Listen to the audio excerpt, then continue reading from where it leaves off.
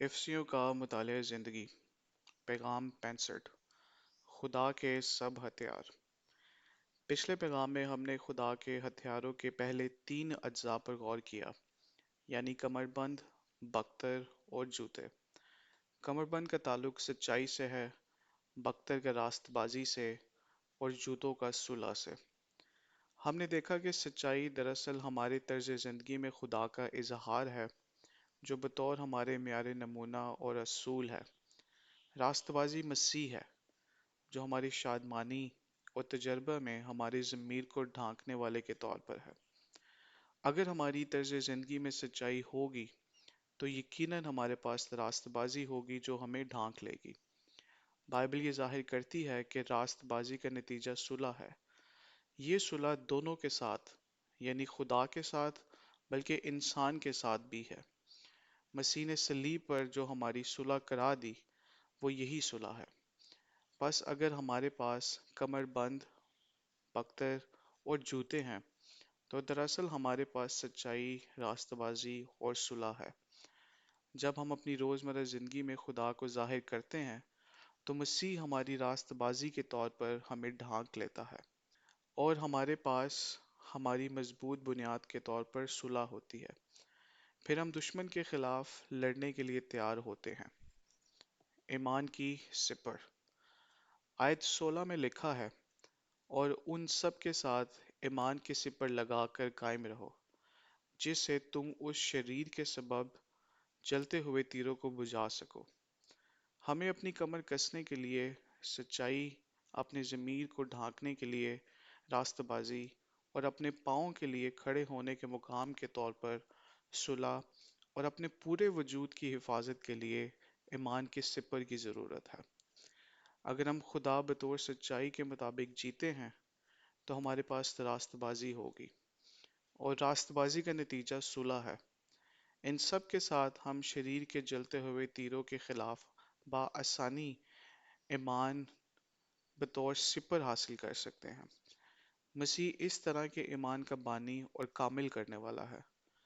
جنگ میں مضبوطی سے کھڑے رہنے کے لیے ہمیں خدا کے ان 4 ہتھیاروں سے مسلح ہونے کی ضرورت ہے۔ ایمان کی سپر کچھ ایسا نہیں جس کو ہم پہنتے ہیں، بلکہ اس کو ہم اٹھاتے ہیں تاکہ دشمن کے حملوں سے اپنی حفاظت کر سکیں۔ ایمان سچائی، راست بازی اور صلح کے بعد آتا ہے۔ اگر ہمارے طرز زندگی میں سچائی ہے، راست بازی ہمیں ڈھانکنے والے کے طور پر ہے، اور صلح ہمارے کھڑے ہونے کے لیے ہے، تو ہمارے پاس بے ساختہ ایمان ہوگا۔ یہی ایمان دشمن کے جلتے ہوئے تیروں اور حملوں کے مقابلہ میں ایک مضبوط دفاع ہے۔ اب ہمیں ایمان کے سپر پر تفصیل کے ساتھ غور کرنے کی ضرورت ہے۔ یقیناً ہمیں اپنی صلاحیت، قوت، نیکی یا خوبی پر ایمان نہیں رکھنا چاہیے۔ ہمارا ایمان خدا پر ہونا چاہیے۔ خدا حقیقی، زندہ، موجود اور دستیاب ہے۔ ہمیں اس پر ایمان رکھنا چاہیے۔ ہمیں خدا کے دل پر بھی ایمان رکھنا چاہیے۔ ہر ایماندار کو نہ صرف خدا بلکہ خدا کے دل کو بھی جاننا چاہیے۔ ہمارے لیے خدا کا دل ہمیشہ بھلا ہے، خواہ کچھ بھی ہو جائے یا کسی قسم کی تکلیف سے کیوں نہ گزرے۔ ہمیں ہمیشہ خدا کے دل کی بھلائی پر یقین رکھنا چاہیے۔ خدا کا ارادہ یہ نہیں کہ وہ ہمیں سزا دے، ہمیں دکھ دے، یا یہ کہ ہم نقصان اٹھائیں۔ خدا کے دل پر ایمان کے ساتھ ہمیں اس کی وفاداری پر بھی ایمان رکھنا چاہیے۔ ہم بدل سکتے ہیں مگر خدا نہیں بدلتا، جیسا کہ یعقوب 1:17 میں لکھا ہے کہ گردش کے سبب سے اس پر سایہ نہیں پڑتا۔ مزید برآں وہ جھوٹ نہیں بول سکتا بلکہ ہمیشہ اپنے کلام کے اعتبار سے وفادار رہتا ہے۔ خدا نہ صرف وفادار ہے بلکہ قادر بھی ہے، اس لیے ہمیں خدا کی قدرت پر بھی ایمان رکھنا چاہیے۔ افسیوں 3:20 میں پولس بیان کرتا ہے کہ خدا ایسا قادر ہے جو ہماری درخواست اور خیال سے بہت زیادہ کام کر سکتا ہے۔ تاہم ہمارے ایمان کا ایک اور پہلو خدا کے کلام پر ایمان رکھنا ہے۔ خدا اپنے فرمائے ہوئے ہر لفظ کو پورا کرنے کا پابند ہے۔ وہ جتنا زیادہ کلام کرتا ہے اتنا ہی اپنے کلام کو پورا کرنے کا ذمہ دار ہوتا ہے۔ ہم اسے کہہ سکتے ہیں، اے خدا، تو نے فرمایا ہے اور تیرا کلام جو قلم بند ہوا ہمارے ہاتھ میں ہے۔ اے خداوند، تو اپنے کلام کو پورا کرنے کا پابند ہے۔ خدا کے وفادار کلام کے لیے ہالے لویا۔ ہمیں خدا کی مرضی پر بھی ایمان رکھنا چاہیے۔ چونکہ خدا مقصد والا خدا ہے، اس لیے اس کی ایک مرضی ہے۔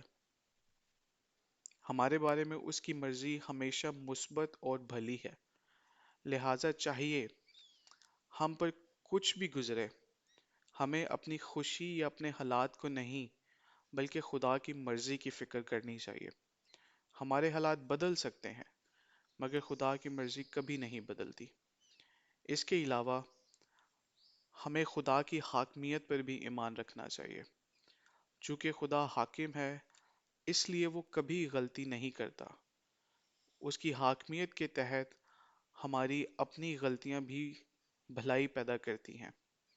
اگر خدا حاکم ہوتے ہوئے ہمیں غلطی کرنے کی اجازت نہ دیتا تو ہم کبھی غلطی نہ کرتے۔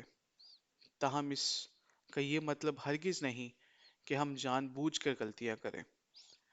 جب ہم سے کوئی خطا ہو جائے تو ہمیں توبہ کرنی چاہیے، لیکن افسوس نہیں کرنا چاہیے، کیونکہ افسوس ایمان کی کمی کو ظاہر کرتا ہے۔ جب ہم کسی غلطی یا کوتاہی پر توبہ کر چکے ہیں، تب بھی ہمیں خدا کی حاکمیت پر ایمان رکھنا چاہیے۔ ہم وہ غلطی کبھی نہ کرتے اگر وہ حاکم ہوتے ہوئے ہمیں ایسا کرنے کی اجازت نہ دیتا۔ بس ہمیں افسوس کرنے کی ضرورت نہیں۔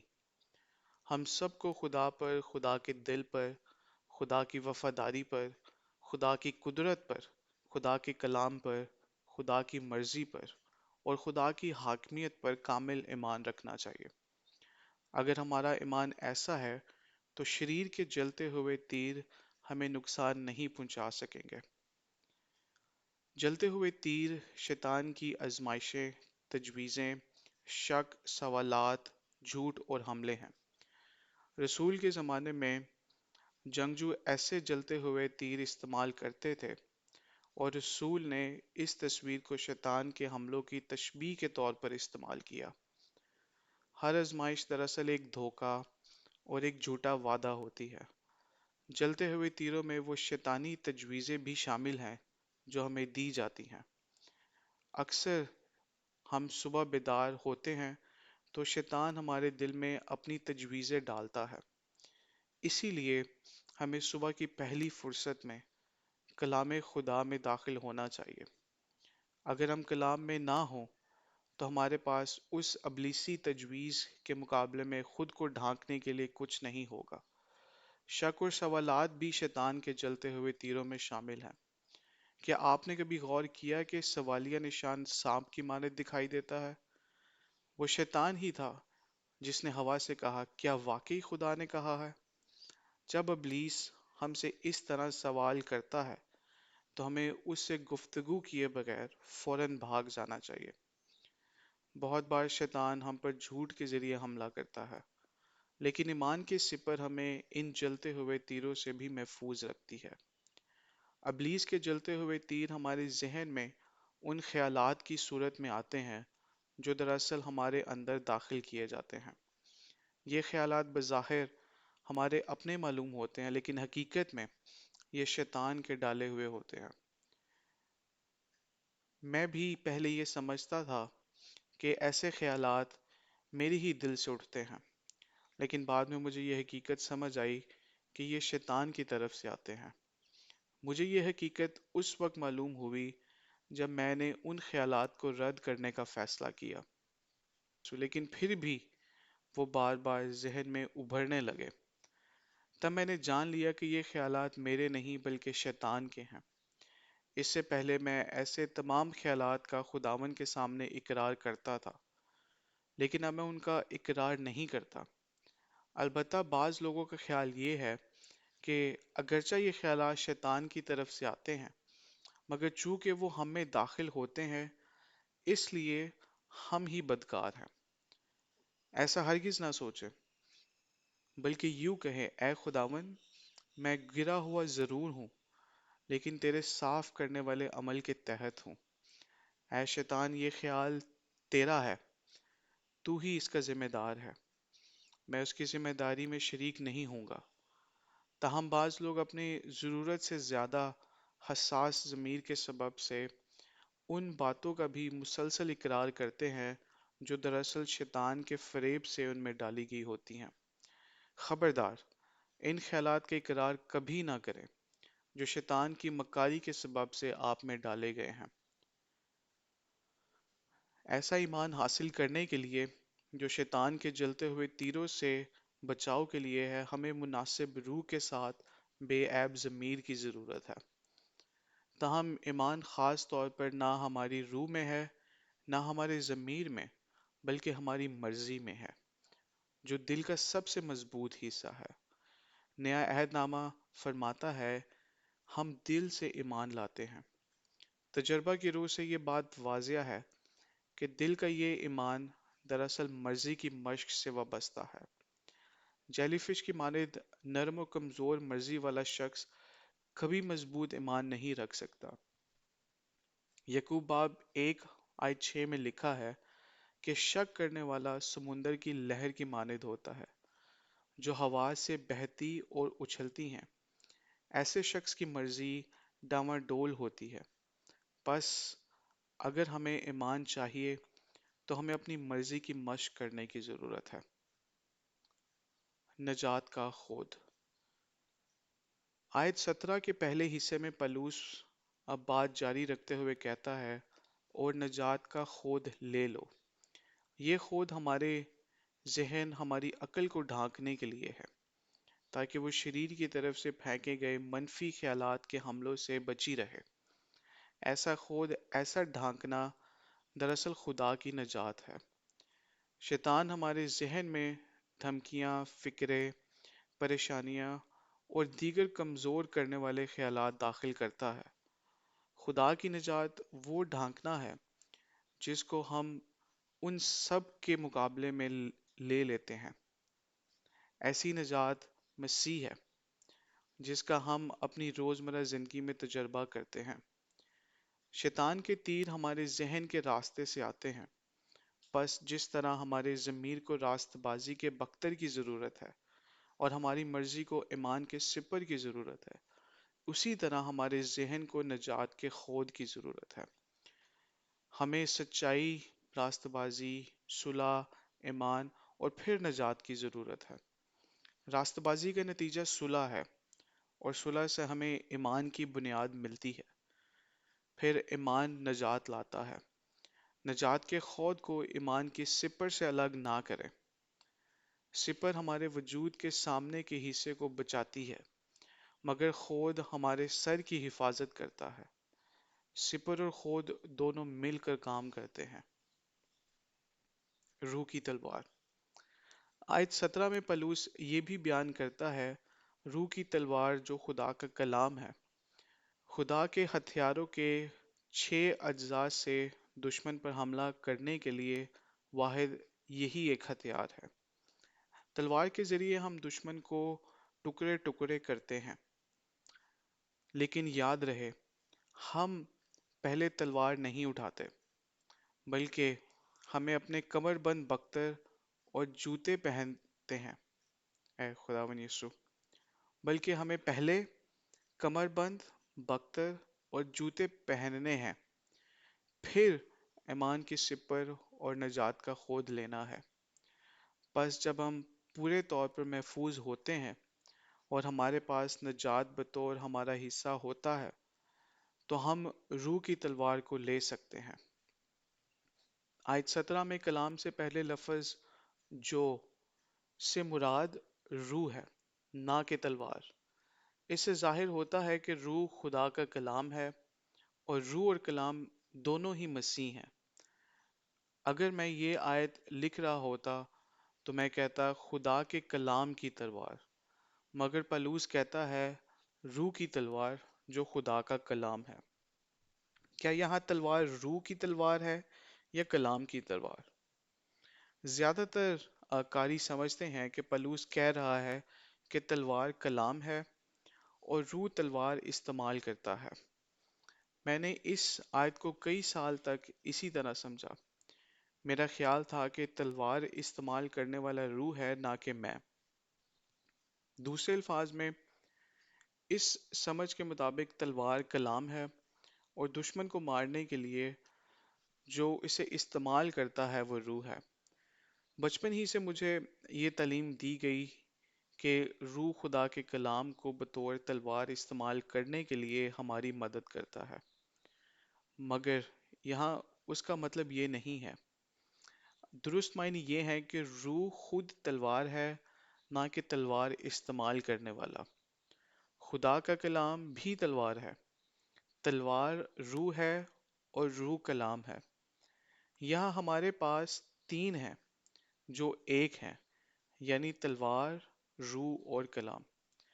اس پیغام میں میرا بنیادی بوجھ اس معاملے پر ہے: کلام بائبل ہے، لیکن اگر یہ کلام صرف شائع حروف ہیں تو یہ نہ روح ہے اور نہ تلوار ہے۔